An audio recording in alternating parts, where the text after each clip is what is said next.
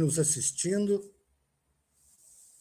a Academia Espírito Santense de Letras, centenária, e o SESC Glória de Vitória Espírito Santo, abre com a fala de nossa presidente Esther Abreu as comemorações dos 100 anos da Semana de Arte Moderna. Esther Abreu é capixaba, professora, escritora, autora de livros infantis, de livros didáticos, ensaios, crônicas, poesia. A Esther é também tradutora e pertence a várias instituições culturais. E a Esther é a nossa presidente, a presidente da Academia Espírito Santense de Letras. Com a palavra, Esther Abreu Vieira de Oliveira. Obrigado, Pedro, Ítalo, pela enunciação do meu nome. Boa tarde a todos. E, em nome dos acadêmicos, agradeço a todos que estão aqui conosco nesta tarde. Espero que essa participação, nos dias 17, amanhã, quinta-feira, no dia 18, depois de amanhã, sexta-feira, e no sábado, pela manhã e à tarde, a presença de todos também.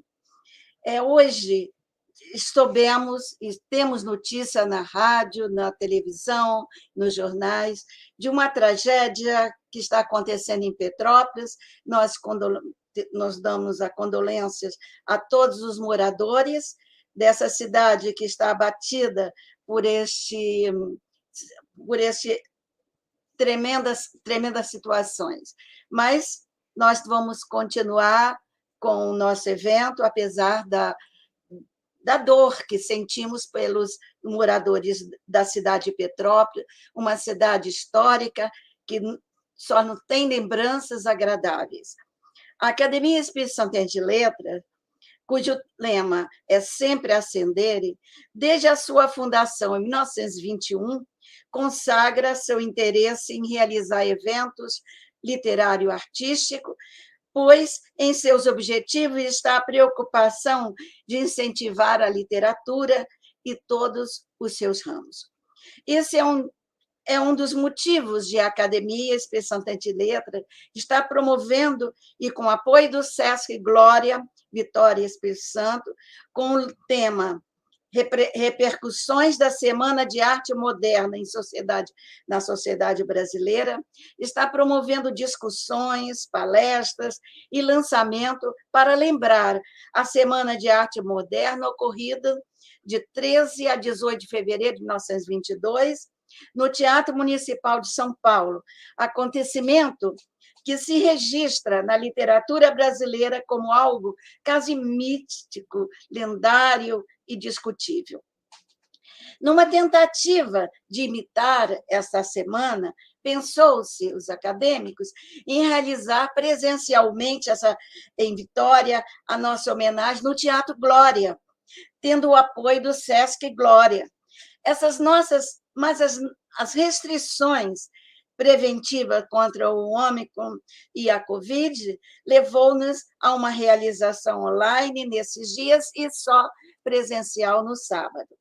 A Semana de Arte Moderna, acontecida no momento em que o mundo assistia ao fim da Segunda Guerra Mundial, foi um movimento que apontou uma renovação na literatura e nas artes brasileiras, e de grande importância para a literatura brasileira e para as artes em geral, pois ajudou a divulgá-las e a solidificar ideias que denominavam-se, nessa ocasião, entre aspas, modernismo. Como, na época anterior, havia o parnasianismo, simbolismo. E havia também parnasianismo e simbolismo. Nessa busca de renovação literária, intelectuais, escritores, artistas e políticos reagiam contra o sentimentalismo do fim do século e contra o simbolismo e o parnasianismo que então reinava. Seus pioneiros pensaram analisar cerimônias significativas que deixariam um lastro de rupturas marcantes na literatura brasileira e na arte dos artistas em geral. E também ajudar a divulgar e a solidificar as ideias modernistas, tais como libertar a inspiração de toda a assadura de ordem linguística, estética e moral, buscar formas expressivas novas e nacionalizar a nação, logo, abrasileirar o Brasil. Nas palestras que teremos nesses dias, serão vistos pontos fulcrais para as artes e literatura no Brasil e, principalmente, como ocorrerá no Espírito Santo essas modificações. É bom lembrar que quem transmitiu ao Brasil o germe do espírito renovador foi Ronald de Carvalho, trazendo de Portugal as primeiras apelações à liberdade de expressão. Por alguns manifestos que surgiram, como Pau-Brasil, por Mário de Andrade, e Verde e Amarelo, de Menotti de Picque, entrevemos o caráter de reivindicação nacionalista. Assim, tudo se renova nas estruturas mentais e políticas da sociedade daquela época, sendo o principal objetivo da Semana de 22 para a história de arte brasileira romper o conservadorismo vigente no cenário cultural da época. As realizações e consequência desse encontro na Semana de 22 serão vistas e discutidas nas sessões que teremos nesses dias. Em nome da Academia Espírito Santo de Letra, agradeço ao Sesc Glória o apoio logístico que oferece à Academia Espírito Santo de Letra, ao Gabriel Nascimento Barbosa por seu apoio técnico, aos que nesses dias participarão para brilhantismo das variadas sessões com palestras, lançamentos, música. A comissão organizadora, agradecemos, que está chefiada pelo acadêmico Ítalo Campos, e a todos que estão presentes a essa sessão, ao senhor presidente da Academia Brasileira de Letra, professor Merval Pereira, e declaro aberta a comemoração dos 100 anos da Semana de Arte Moderna pela Academia Espírito Santo de Letra, com o título Repercussões da Semana de Arte Moderna na Sociedade Brasileira. Muito obrigado, nosso presidente Esther Abreu Vieira de Oliveira. E eu quero passar a palavra para Merval Pereira, carioca, jornalista, escritor, conhecido por nós todos, em todo o Brasil. Merval iniciou a carreira bem jovem, então, esse espírito ainda jovem, com muita energia, Merval começou lá aos 17 anos, frequentando, ainda naquele tempo dos linotipos, das máquinas barulhentas, os veículos de imprensa, escrevendo texto. Merval passou por várias redações diferentes, funções também, né? Como editor, como gestor, então, como repórter, jornalista. Então, Merval tem aí um currículo, né, extenso, dispensa maiores apresentações. Merval é membro da Academia Brasileira de Letras e é seu atual presidente. É um prazer recebê-lo, Merval, aqui na nossa transmissão das comemorações dos 100 anos da semana, e reforçando o que disse nosso presidente a respeito da dor, com os acontecimentos trágicos em Petrópolis, da dor do passamento de nosso companheiro,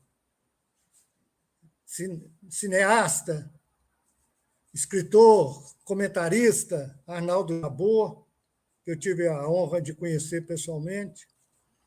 Diante da dor, talvez a arte, a literatura, a criação possam nos remeter a um voto pela vida. Bem-vindo, Merval Pereira, e a palavra está com você agora. Boa tarde a todos. Obrigado, Ítalo. Cumprimento a presidente da Academia Espírito Santense de Letras, Esther Abreu. Em nome dela, cumprimento a todos. Em primeiro lugar, queria realmente registrar a tristeza que está se abatendo no estado do Rio de Janeiro pela tragédia que aconteceu em Petrópolis. É realmente uma situação dramática que se repete ano após ano em vários lugares do país e aparentemente não há política pública que dê conta disso, né? Nenhum governo consegue colocar em prática uma política pública que proteja os desamparados, que proteja as pessoas que moram em situação de risco porque não têm onde morar, né? E, infelizmente, acho que vamos viver com isso rotineiramente e lamentar os nossos mortos.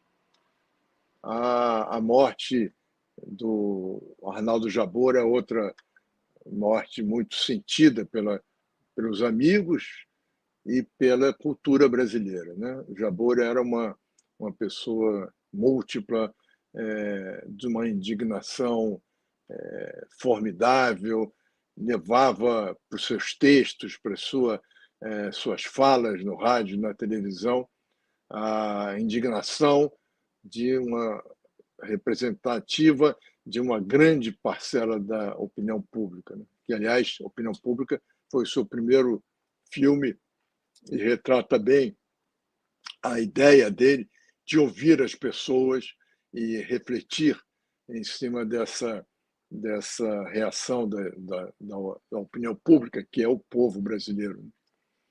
Bom, eu também gostaria de ressaltar que é uma triste coincidência que estejamos a comemorar o centenário da Semana de Arte Moderna de 22, catalisadora de movimentos artísticos que visavam a incluir o país na modernidade, neste momento em que vivemos um retrocesso cultural nunca visto nas nossas políticas públicas.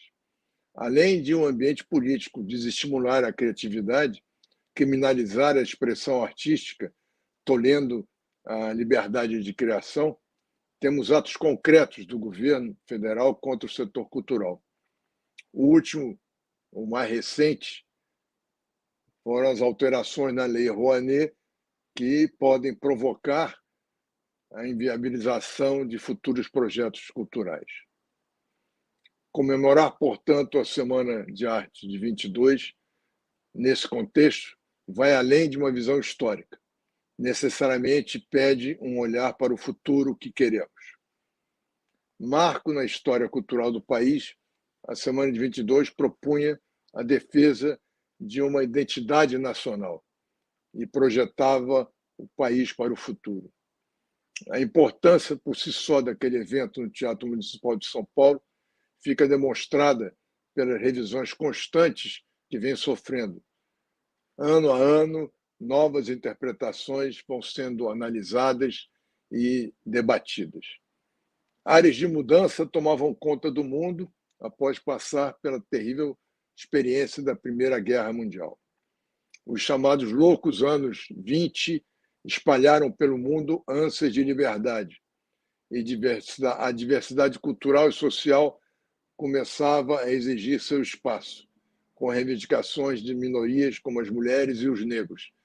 Aqui vale ressaltar o quadro A Negra, de Tarsila do Amaral, que junta essas duas características. O negro brasileiro não fazia parte, nem o negro, nem as coisas brasileiras, da cultura brasileira, faziam parte da nossa cultura oficial e começaram a aparecer em quadros, em músicas, em peças de teatro a partir de 22. A mesma coisa aconteceu nos Estados Unidos, o jazz reproduzia essa necessidade de liberdade na música. É preciso dar ênfase nesse momento, nos anos 20, a uma movimentação teatral de grande vitalidade, na qual muitos membros da Academia Brasileira de Letras da época estiveram envolvidos. Além do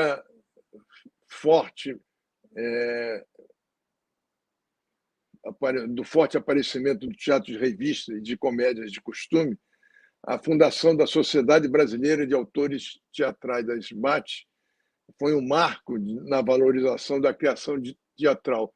Até aquele momento, não havia pagamento de direitos autorais, porque não havia mecanismos para que ele se realizasse. João do Rio, outro acadêmico, teve um papel importante na criação da SBAT. Nessa área, podemos acentuar também a contribuição da diversidade que começava a achar seus caminhos. A música brasileira, por exemplo, trazendo influência do jazz e levando influência da nossa música popular. Em fevereiro de 22, Pixinguinha e os 8 Batutas viajaram pela Europa. Na mesma ocasião, era um mundo em efervescência, a criação do Partido Comunista Brasileiro remodela o cenário político. Anos antes, de 1917, aconteceu a primeira greve nacional. A década de 20 inicia a decadência das oligarquias brasileiras. E os jovens que fizeram a Semana de Arte de 22, a maior parte deles vinha dessas oligarquias, ou os mais importantes vinham dessas oligarquias, mas eles tinham uma visão crítica de que o mundo estava mudando e que o Brasil precisava mudar junto com o mundo. O tenentismo contra a política do café com leite e o voto de Cabresto refletem essa mudança, o tenentismo reflete essa mudança no quadro político.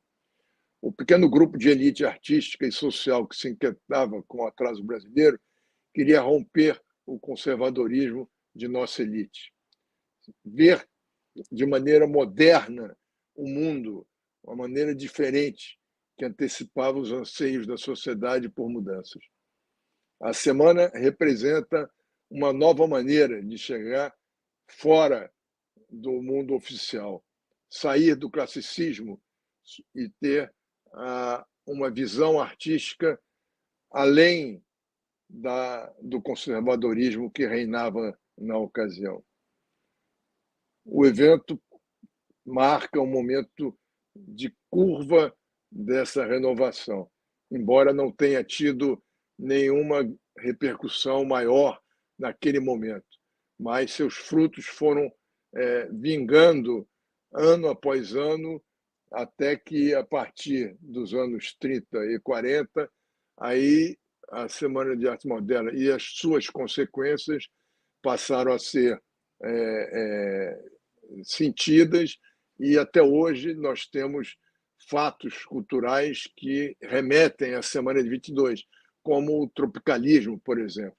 Então, eu acho que comemorar a Semana de 22, mesmo com visões críticas que aparecem aqui e ali, é uma maneira de revitalizar a nossa cultura num momento tão difícil da vida nacional. Muito obrigado. Muito obrigado, presidente Merval Pereira, presidente da Academia Brasileira de Letras, trazendo e destacando, né, a importância do evento que estamos comemorando, que teve repercussão pequena na ocasião, e é interessante que antecipa, né, a grande modernização que o Brasil estava iniciando e que repercute até hoje nas diferentes formas de arte. Nós queremos agradecer pessoalmente ao Merval Pereira, presidente, mas a equipe também da Academia Brasileira, que nos deu a atenção também nos contatos que a gente fez com a academia. Muito obrigado, Merval. Nós passamos agora a apresentar um trabalho feito por um acadêmico da Academia Espírito Santense de Letras, que se chama Pedro Nunes. É um capixaba, escritor. Ele ocupa a cadeira 25.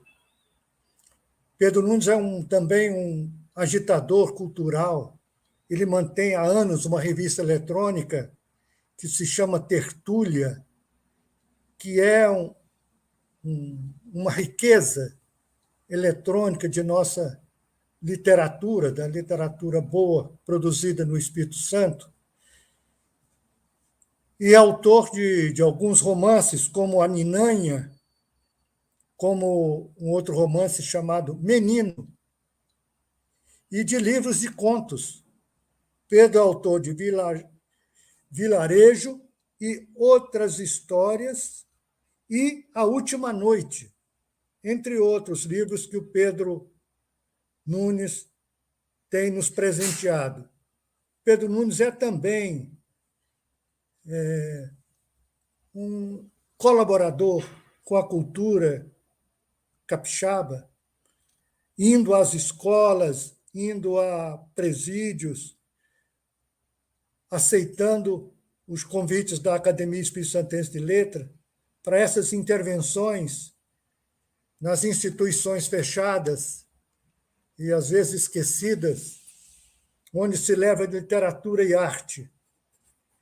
Pedro Nunes fez um vídeo, ele mesmo, apresentando a Academia Espírito Santense de Letras. Vamos passar agora a acompanhar esse vídeo muito bem produzido pelo acadêmico Pedro Nunes.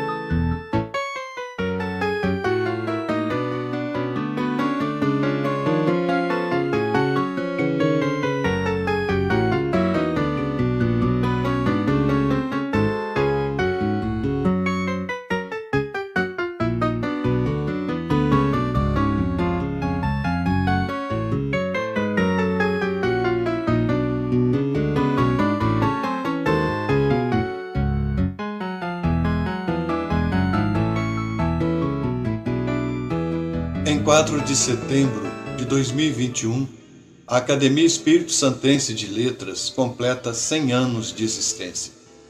Nascida do desejo de modernidade, graçava no restante do país, já que em menos de 6 meses depois de sua criação em São Paulo ocorreria o movimento modernista, a Academia Espírito Santense de Letras nasceu imediatamente após um período conturbado de nossa história política, já que o Espírito Santo havia estado sob intervenção federal após um período de grande turbulência somente debelada com a ação do governo federal. A fundação da Academia Espírito Santense de Letras nasceu do desejo de 2 nomes, do advogado parlamentar e tribuno Alarico de Freitas e do jornalista Cesefredo Garcia de Rezende. Depois de alicerçar o projeto de fundação, os dois pioneiros convidaram para levar adiante a ideia de criação da Academia Literária o professor Eupídio Pimentel. Para esse fim, no dia 31 de junho de 1921, no Clube dos Boêmios, realiza-se a primeira sessão extraordinária visando a fundação da AEL, como é também conhecida nossa academia. Duas assembleias ainda se realizariam antes daquela ocorrida na data em que se firmou como a da fundação da academia. Nestas, discutir-se-iam os estatutos da entidade que se convencionou chamar Academia Espírito Santense de Letras. Finalmente, após amplo debate, aprovam-se os estatutos da academia em assembleia acontecida em 4 de setembro de 1921, data que ficou estabelecida como a da efetiva criação da AEL, que contava então com 20 cadeiras. Estas, somente após um ano de sua criação, seriam ocupadas por nomes dos mais expressivos homens de letras daquela época no nosso estado. Em 1938, seria elevado o número de cadeiras da academia para 30, número que foi elevado para 40 cadeiras no ano seguinte. Esse é o número de cadeiras da Academia Espírito Santense de Letras na atualidade. A AEL possui sede própria na Praça João Clímaco, na Cidade Alta, na Casa Kosciuszko Barbosa Leão. Esta abriga, além do local de reuniões ordinárias dos acadêmicos, uma rica biblioteca a que se deu o nome de um de seus integrantes, Saúl de Navarro, aliás, pseudônimo do leopoldinense Álvaro Henrique Moreira de Souza. A Academia Espírito Santense de Letras chega a seu primeiro centenário com motivos para festejar. Durante o último século, ciente de que um de seus objetivos é o de incentivar a cultura literária em todos os seus ramos, manteve-se em grande atividade, promovendo encontros e recepções motivadores da leitura dentro ou fora de sua sede. Vários de seus ocupantes têm se destacado na promoção da leitura nos mais variados locais da capital e do interior, mas um passo decisivo para a aproximação da academia com a comunidade, sobretudo a comunidade mais carente, foi o projeto Academia Vai à Escola. Essa iniciativa levou vários acadêmicos para palestras em escolas da periferia da Grande Vitória. Mesmo durante o período de crise pandêmica que ainda estamos atravessando, os acadêmicos chegaram ao público por meio de vídeos numa iniciativa chamada Acadêmico Solidário, com exposições breves sobre nomes e livros do nosso estado. Há várias décadas, desde a criação de patronos e acadêmicos, tem se destacado na publicação de livros e de sua revista, com textos de integrantes da AEL e convidados. Um outro passo decisivo foi a publicação de seu site na internet. No ar desde 2019, o site tornou possível oferecer não apenas à comunidade capixaba, mas ao infinito da rede mundial, reedições eletrônicas derivadas de livros publicados em formato convencional, de grandes clássicos capixabas, a íntegra de sua revista e a publicação de seu primeiro livro em linguagem HTML, o Torta Capixaba 3. Inicia-se agora a caminhada para o novo centenário. Creio que posso dizer, em nome dos meus confrades, homens e mulheres de valor que compõem a nossa Casa de Letras, que nosso esforço estará inscrito nessa história que se reinicia hoje, porque faz parte da missão da Academia Espírito Santense de Letras representar as letras capixabas, e a crença no poder dos livros continuará nos movendo enquanto durar nossa eternidade.